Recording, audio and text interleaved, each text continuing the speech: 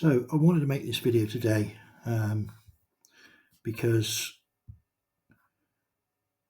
an Australian politician has actually come out and said what we all know, that for us to have free speech, we can't live in a multicultural society. Now,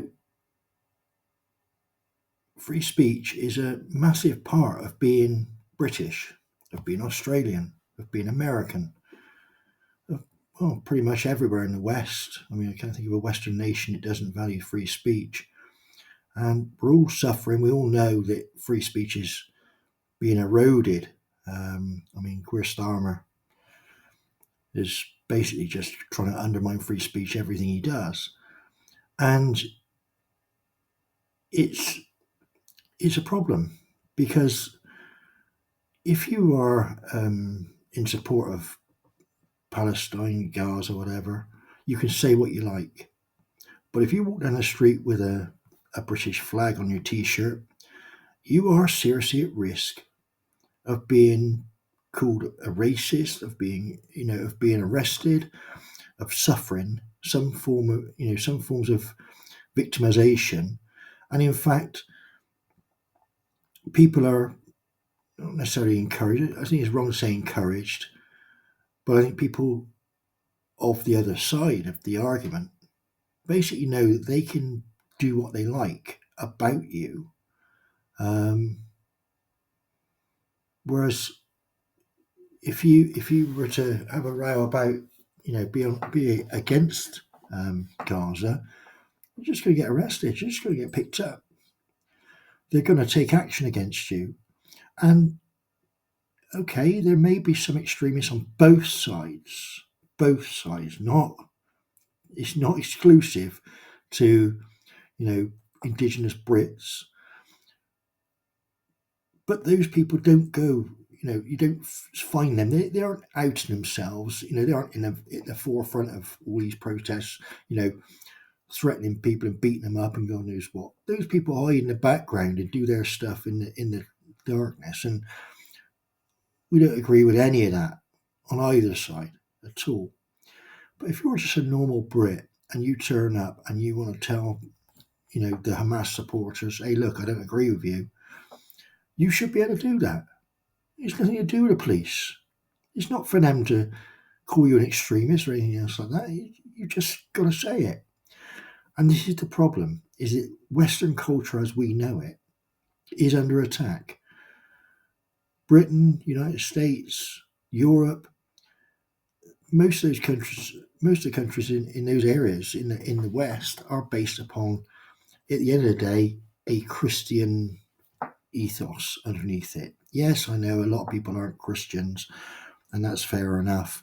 But the actual underlying laws and the way we conduct ourselves is based on values that come from that underlying Christian religion. And the people that are coming across from other countries illegally, the vast majority of those are coming from Africa, Asia, Arabia, places like that. They are of a Muslim faith. Now, nothing wrong with a Muslim faith, but it's not really compatible with a Christian faith. And it's a very subjective faith. The vast majority of Muslims are indeed very tolerant, very nice. I've got plenty of Muslim people I know that I get on really well with. But the fundamental side of Islam is the problem, whereby they take to the extremes of that religion. And it is in the Quran to, do some really horrible things, take over countries, invade, take over, not assimilate, but take over, invade. And that is what people are up in arms about. It's not about your average Muslim. It's not about living next door to people. It's not. It just simply isn't. The politicians make it that it is about everything. They try and claim, because if they don't get the control they want. They want to force this on people for whatever reason, and it's certainly not to the benefit of the country. Um, People as old as me can remember when this country was, a really nice place to live. And I'd argue that, yes, on occasions, it's still the country it was, but it's not totally. There's an awful lot about this country that is now being eroded. The quality of life in this country is not so good. I mean, the GDP of Great Britain, once one of the strongest countries in the world, most economically strong countries in the world, the GDP of this country is now lower than the 38th strongest GDP state in America. Not the United States itself. Out of all the 50 states, got on the list of the highest GDP, number 38, their state, the 38th most economically viable state, has a better GDP than Great Britain. Now, you can't tell me that's a recipe for success. And the Labour Party are doing as much as they can to make us 39th, 40th. They're hoping for 50th or 52nd. They don't want us to have what we've got left. All this multiculturalism and diversity and wokeism and all that rubbish relies upon us changing completely the way we live, changing it completely, accepting socialism and Marxism, removing our right to work harder to get further, drive what we want, say what we want, do what we want, go where we want, smoke if you want, drink if you want, eat red meat. All these things are under attack. And the sooner people realise it, the better. Because until the people that are quite happily still wearing masks for a start, these people need to wake up and see what's really happening. People like Tommy Robinson are misunderstood, and they're misunderstood because of the narrative projected about them. The same as the COVID narrative was as though it was going to kill 20% of people that caught it, and if you got it, cool, look out, you're going to die tomorrow. All this rubbish that was going about. The reality of COVID was very, very, very, very different to what the narrative of COVID was. Everyone can see that now. If you haven't seen now that COVID was a complete con, then you're just a little bit slow to catch up with the rest of the people, because across the world people now know the truth of COVID, even down to the point of where it came from. When they lied about the wet markets, it's from bats, it's from this, it's from that, it's off your toilet seat, whatever, all the crap they came out with. The reality of it was, the first thing that we said it was, what I said it was, in February 2020, before it even hit this country, it was a bioweapon. It was either allowed to escape from a lab or just escape from the lab. It was just, a mistake, and it got out. And at some point, China decided, you know what, let's just see how far it gets. Let's see what chaos we can cause. And the whole of the West decided, for some reason, hey, tell you what, this is a good idea.